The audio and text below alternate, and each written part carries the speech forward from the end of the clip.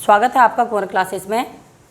हमने पढ़ी थी वर्णमाला और वर्णमाला में स्वर वाला पोर्शन हमारा कंप्लीट हो गया। फिर आए हम व्यंजन में, तो व्यंजन का भी एक पार्ट हम कंप्लीट कर चुके हैं। आज था हमारा दूसरा पार्ट। तो दूसरे भाग में हम क्या देखेंगे, प्रयत्न के आधार पर व्यंजनों का विभाजन। देखिए व्यंजन क्या होते हैं, ये पहले से ही बताते हुए आ रही हूँ कि वे वर्ण जो स्वरों की सहायता से बोले जाते हैं व्यंजन कहलाते हैं। अब इनका विभाजन हमने पढ़ लिया था कि वर्गीय व्यंजन क्या होते हैं या स्पर्श व्यंजन क्या होते हैं, अंतःस्थ क्या हो जाते हैं, ऊष्म क्या होते हैं। आ जाते हैं प्रयत्न के आधार पर व्यंजनों का विभाजन। तो प्रयत्न के आधार पर अगर व्यंजनों को देखेंगे तो 3 प्रकार से हम इसका विभाजन कर सकते हैं। अब 3 प्रकार कौन से होते हैं, पहला तो हम कहेंगे श्वास की मात्रा के आधार पर। पहला विभाजन क्या कहा जाएगा, श्वास की मात्रा के आधार पर व्यंजनों को कैसे पढ़ा जाएगा। तो ये क्या हो जाता है हमारा प्रयत्न के आधार पर व्यंजनों के विभाजन में पहला। दूसरा क्या आ जाता है, एक हमारे गले में होती है स्वर यंत्री। तो यहाँ पर क्या कर देंगे, स्वर यंत्री में कंपन के आधार पर दूसरा विभाजन हो जाएगा, स्वर यंत्री में कंपन के आधार पर। और तीसरा क्या आ जाता है, यहाँ हमने कहा श्वास की मात्रा के आधार पर, तीसरा आ जाता है श्वास में अवरोध के आधार पर। तो तीसरा विभाजन यहाँ पर लिख देते हैं, श्वास में अवरोध के आधार पर। कौन सा अवरोध हो रहा है, कहाँ पर हो रहा है, तो ये क्या आ जाएगा तीसरा विभाजन। तो अगर आपसे पूछा जाता है कि प्रयत्न के आधार पर आप स्वरों को कितने भागों में विभाजित करेंगे, तो आपका आंसर होगा 3 भागों में। एक तो श्वास की मात्रा, दूसरा श्वास की अवरोध और तीसरा स्वर यंत्री में कंपन। तो पहला लेकर के चलते हैं श्वास की मात्रा के आधार पर। देखिए श्वास की मात्रा के आधार पर जो व्यंजन होते हैं 2 प्रकार के हो जाते हैं। एक हमारा कहलाता है अल्प प्राण और दूसरा व्यंजन आ जाता है हमारा महाप्राण। आप देखिए अल्प प्राण और महाप्राण। प्राण क्या होता है, जिनकी वजह से हम जीवित हैं, यानी कि हमारे शरीर में क्या एक शक्ति है, ऊर्जा है, एनर्जी है, जिसके हम बोल रहे हैं, तो वही क्या हमारे प्राण। अब अल्प प्राण क्या आ जाएगा, जिन व्यंजनों के उच्चारण में श्वास की कम मात्रा निकलती है या हमें कम ताकत लगानी पड़ती है, हमें प्रयत्न थोड़े से कम करने पड़ते हैं, वो क्या कहलाता है अल्प प्राण। और महाप्राण क्या हो जाएगा, जिन व्यंजनों के उच्चारण में श्वास की मात्रा ज़्यादा होती है, ज़्यादा ताकत लगानी पड़ती है, ज़्यादा प्रयत्न करना पड़ता है, वो क्या कहलाएगा महाप्राण। तो इनको समझना भी है और करना भी है। तो यहाँ पर क्या कहेंगे, जिन व्यंजनों के उच्चारण में क्या कहेंगे आप लोग, जिन व्यंजनों के उच्चारण में क्या होता है श्वास की मात्रा कम, यानी कि श्वास की मात्रा क्या होती है कम प्रयोग की जाती है, या क्या हो जाता है कम ताकत लगानी पड़ती है, या वायु कम निकलती है। तो 3 ही चीज़ें यहाँ पर लिख देंगे, वायु कम निकलती है। तो ये क्या कहलाते हैं हमारे अल्प प्राण। वैसे डेफिनेशन तो पूछी नहीं जाती है, कभी कभी बाई चांस अगर पूछ लिया तो आप क्या कहेंगे कि ऐसे व्यंजन जिनके उच्चारण में हमारे मुंह से निकलने वाली वायु की मात्रा कम होती है या जिनके उच्चारण में हमें कम ताकत लगानी पड़ती है, वे क्या कहलाते हैं अल्प प्राण। ये तो होगा इसकी परिभाषा। अब अगर आपसे पूछ लिया जाएगा कि निम्नलिखित में से अल्प प्राण व्यंजन छांटिए, तब आप कौन से व्यंजन छांटेंगे। इससे पहले मैंने आपको वर्ग बताए थे। मैंने कहा था कि स्पर्श व्यंजन होते हैं या कुछ व्यंजन क्या होते हैं वर्गों में विभाजित होते हैं। शुरुआत हमने वर्गों से ही की थी, तो यहाँ पर हमने 5 वर्ग बनाए थे। आपको याद होगा क, च, ट, त, प, और हर वर्ग के हमने क्या लिख दिए थे 5-5 व्यंजन। फिलहाल आप एक वर्ग को समझिए। क वर्ग में हमने कहे थे क, ख, ग, घ और ङ। इन्हें हमने क्या नाम दिया था वर्गीय व्यंजन, या इन्हीं को कहा था स्पर्श व्यंजन। स्पर्श व्यंजन क्यों कह रहे थे, क्योंकि इनका जब हम उच्चारण कर रहे थे हमारी जिह्वा जो है हमारे मुंह के किसी न किसी भाग को स्पर्श कर रही थी, और स्पर्श के आधार पर बोल दिया स्पर्श व्यंजन। अब अल्प प्राण से इनका क्या संबंध है, तो अल्प प्राण से क्या संबंध आ जाएगा, हर वर्ग का पहला, तीसरा, 5वां व्यंजन। ठीक है। अब आप इनको कब तक रटते रहेंगे क, ग, ङ करके, तो आप क्या करेंगे कि हर वर्ग का पहला, तीसरा, 5वां यहीं पर लिख देंगे हम। हर वर्ग का क्या आ जाएगा 1, 3 और 5। अब इसके अलावा क्या आएगा, क्योंकि वर्गीय व्यंजन तो हमारे मौ पर खत्म हो जाते हैं, उसके बाद हमने अंतस्थ गए थे, ऊष्म कहे थे। मूल व्यंजन मैंने क से ह तक आपको 33 बताए थे। उसके बाद संयुक्त बताए थे, लेकिन वो मूल में काउंट नहीं होते हैं क्योंकि व्यंजन और व्यंजन के योग से बने। जबकि व्यंजन का शाब्दिक अर्थ क्या होगा? जो व्यंजन स्वर की सहायता से बोले जाएंगे। अब हर वर्ग का पहला, तीसरा, पांचवा तो आ गया। इसके अलावा क्या आ जाता है? य, र, ल, व, यानी कि जो हमारे अंतःस्थ व्यंजन हैं वे क्या कहलाएंगे? हमारे अल्प प्राण। चाहे परिभाषा आए, चाहे आपसे छांटने को आए, आप इजीली इस चीज़ को क्या है कर सकते हैं। ये तो है हमारी परिभाषा अल्प प्राण की। छांटना कहेगा तो वर्ग आपको याद है, क, च, ट, त, प करके करिए। हर वर्ग में 5-5 व्यंजन आप रख लीजिए, वहाँ से आप 1, 3, 5 और य और ल को छांट लीजिए, आपका बन जाएगा अल्प प्राण व्यंजन। अब इसके बाद आता है हमारा महाप्राण, क्योंकि श्वास की मात्रा के आधार पर क्या है, व्यंजन हमारे 2 प्रकार के होते हैं, अल्प प्राण और दूसरा आ जाता है महाप्राण। देखिए यहाँ पर हमने क्या लगा रखा? महा और प्राण। प्राण का मतलब वही है एनर्जी, हमारी शक्ति, हमारे जीवन। तो यहाँ पर क्या हो जाएगा? जिन वर्णों के उच्चारण में, अब वर्ण भी क्या आएंगे? व्यंजन, वर्ण नहीं कह सकते, क्या कहेंगे? जिन व्यंजनों के उच्चारण में श्वास की अधिक मात्रा प्रयोग होती है या हमें अधिक ताकत लगानी पड़ जाती है, वे क्या कहलाते हैं? महाप्राण। तो परिभाषा भी जरूरी क्या लिखेंगे?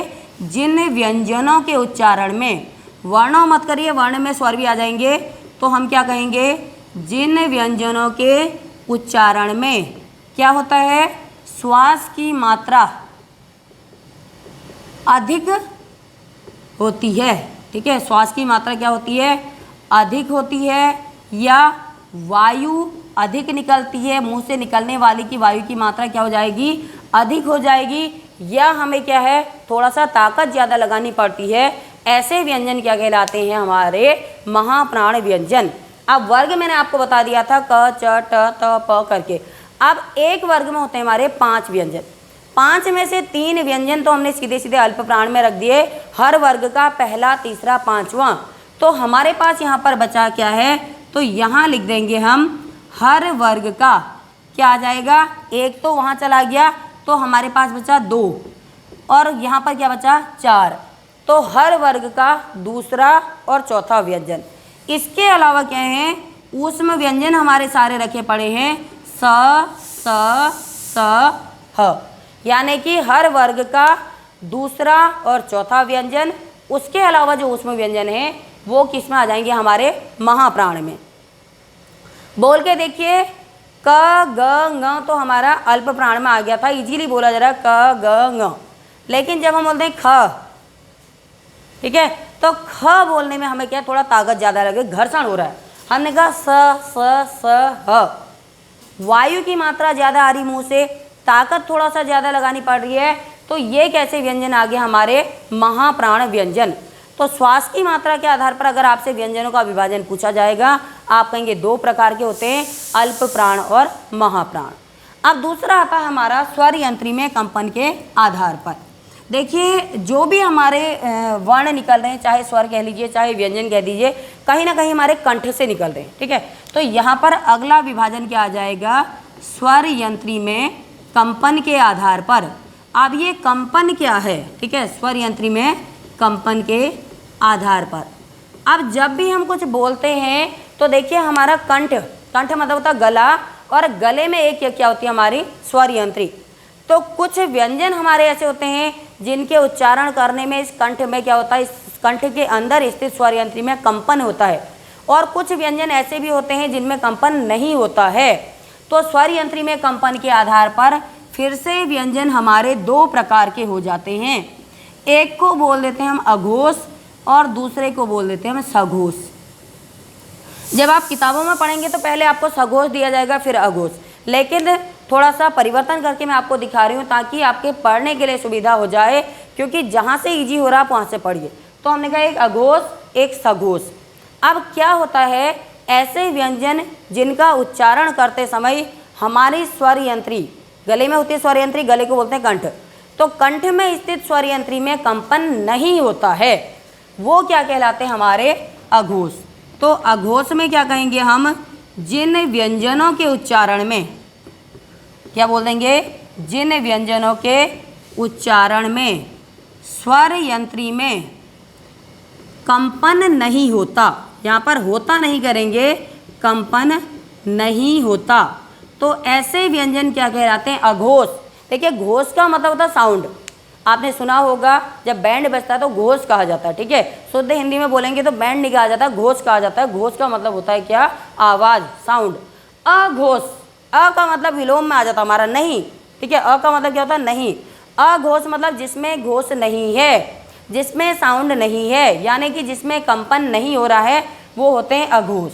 अब कौन कौन से व्यंजन अघोष होंगे? तो फिर से वर्गीय व्यंजन में आ जाएंगे, वर्ग आपके हर जगह काम आएंगे।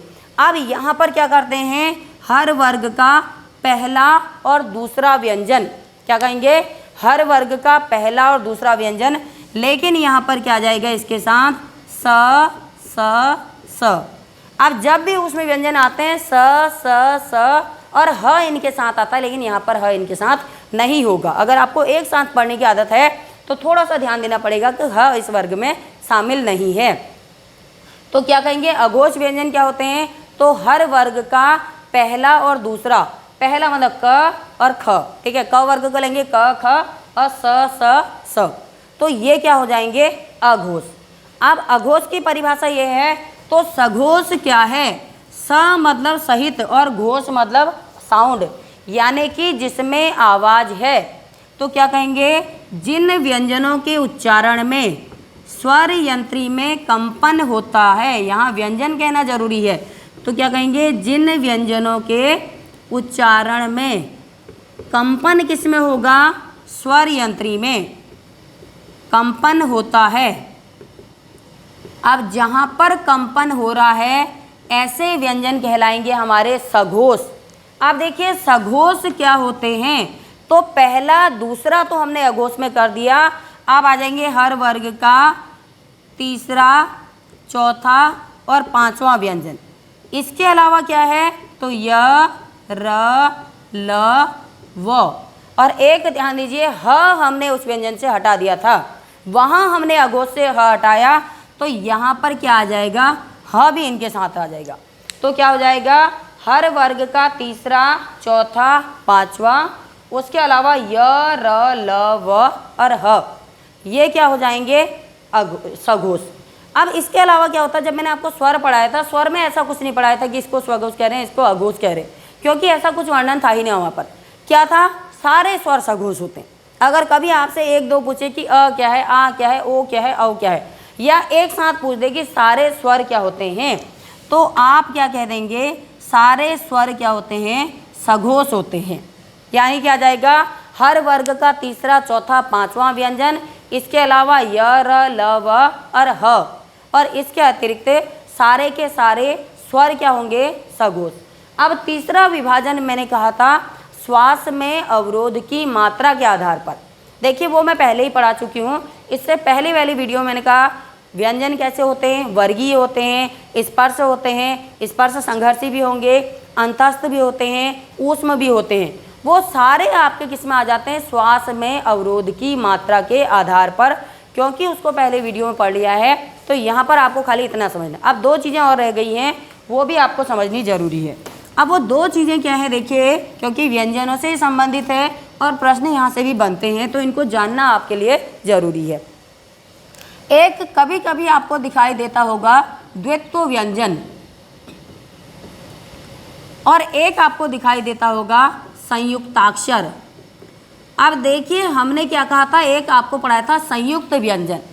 संयुक्त व्यंजन अलग चीज़ है, ठीक है। संयुक्त व्यंजन श, त्र, ज्ञ और स्र, लेकिन संयुक्ताक्षर अलग है। अब क्या होता है? व्यंजन की परिभाषा में मैंने बताया था ऐसे वर्ण जो स्वरों की सहायता से बोले जाते हैं, यानी कि हमारे हर व्यंजन में स्वर होता है। जिनमें स्वर नहीं है हमने उनको संयुक्त व्यंजन कह दिया, उनको व्यंजन नहीं कहा, संयुक्त व्यंजन। अब यहाँ पर क्या होता है? जब एक स्वर सहित व्यंजन किसी स्वर रहित व्यंजन के साथ, ठीक है, जब क्या होता है? एक स्वर सहित व्यंजन किसी स्वर रहित व्यंजन के साथ क्या करेगा? मेल करेगा। किसके साथ कहेंगे? स्वर रहित व्यंजन के साथ। तो ऐसी कंडीशन में क्या होता है? द्वित्व व्यंजन कहते हैं। ठीक है। यहाँ पर क्या होगा, स्वर रहित पहले आएगा, स्वर सहित बाद में आएगा। कैसे आता है देखिए, हम पढ़ते हैं पत्ता, क्या पढ़ा हमने, पत्ता, इसमें एक त आधा एक त पूरा। आपने पढ़ा बच्चा, तो एक च था आधा एक च था पूरा। यानी कि जब किसी स्वर रहित व्यंजन का स्वर सहित व्यंजन से मेल होता है और उससे हमारा जो शब्द बनता है वो क्या कहलाता है, द्वित्व व्यंजन। क्या कहलाएगा, द्वित्व व्यंजन। अब ऐसी कंडीशन होती है कि कभी कभी आधा और पूरा व्यंजन तो मिलता है लेकिन वो समान नहीं होगा, तो यहाँ पर आपको याद रखना है, यहाँ पर क्या हो जाएगा, समान। फिर से बता रही हूँ, ध्यान दीजिए। जब क्या होगा, एक स्वर रहित व्यंजन किसी स्वर सहित व्यंजन के साथ मेल करता है, उससे जो हमारा शब्द बनता है ये क्या कहलाता है, हमारा कौन सा व्यंजन, द्वित्व व्यंजन।